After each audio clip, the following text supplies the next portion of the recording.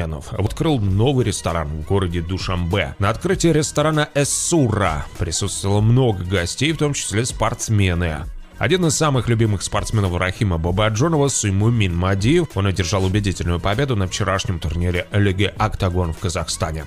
Первая реакция с турнира, девушка у себя написала: «Есть закономерность, за кого болею, обычно выигрывают».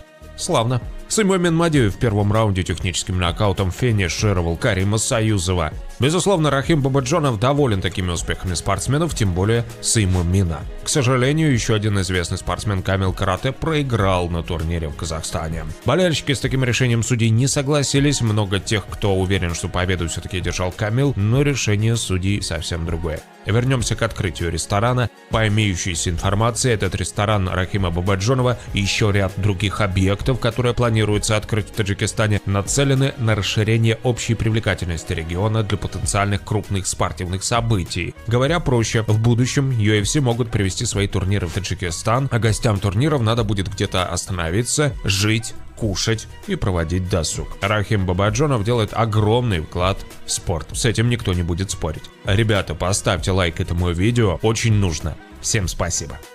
Официально Мухаммад Наимов объявил о неделе начала весогонки. До боя Мухаммада остается 7 дней. С 24 на 25 февраля состоится турнир UFC в Мексике. Что еще немаловажно, Мухаммад перерепостнул себе запись другого бойца UFC Хамзата Чимаева, в которой Чимаев сказал: «Я здесь, чтобы бороться и зарабатывать, а не ставить рекорды и выигрывать титулы». Значит ли это, что Мухаммад Наимов тех же взглядов на UFC, что и Чимаев? Но все же Наимов добавил себе эту публикацию. Что думаете, друзья? Пишите в комментах.